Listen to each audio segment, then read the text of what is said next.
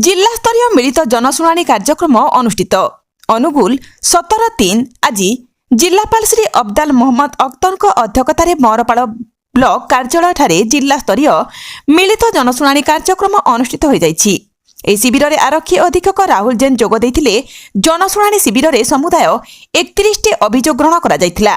सेथिमध्यरु 20टी व्यक्तिगत और 11टी ग्राम्य भित्तिक अभियोगर शुणाणी होइथिला।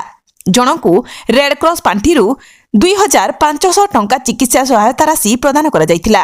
ଏହି କାର୍ଯ୍ୟକ୍ରମରେ ଅତିରିକ୍ତ ଜିଲ୍ଲାପାଳ ଉଦୟ କୁମାର ମହାପାତ୍ର, ଜିଲ୍ଲା ପରିଷଦର ମୁଖ୍ୟ ଉନ୍ନୟନ ଅଧିକାରୀ ତଥା କାର୍ଯ୍ୟନିର୍ବାହୀ ଅଧିକାରୀ ଦେବଦତ୍ତ ମହନ୍ତ, ଜିଲ୍ଲା ମୁଖ୍ୟ ଚିକିତ୍ସା ଓ ଜନସ୍ୱାସ୍ଥ୍ୟ ଅଧିକାରୀ ଡକ୍ଟର ଶିବାନନ୍ଦ ମହାନ୍ତି, ଅନୁଗୁଳ ଉପଜିଲ୍ଲାପାଳ ମାୟାଧର ବେହେରା, बरपाल गोष्ठी उन्नयन अधिकारी लोचन दास, बरपाल तहसीलदार सुशांत कुमार मिश्र, जिला शिक्षा अधिकारी निरंजन साहू, उपनिर्देशक उद्यान अमर लुगुन, जिला सामाजिक सुरक्षा अधिकारी नारायण महापात्र समेत विभिन्न जिला स्तरीय और ब्लॉक स्तरीय अधिकारी माने जोग देइथिले। ଏହି ଶିବିରକୁ ଆସିଥିବା ଲୋକମାନେ ଗ୍ରାମ୍ୟ ସମସ୍ୟା, ସ୍ୱାସ୍ଥ୍ୟ, ଗ୍ରାମୀଣ ଆବାସ, ଜମିଜମା ସମ୍ବନ୍ଧୀୟ ବ୍ୟକ୍ତିଗତ ସମସ୍ୟା ସମେତ ବିଭିନ୍ନ ଅଭିଯୋଗ ଦାଖଲ କରିଥିଲେ।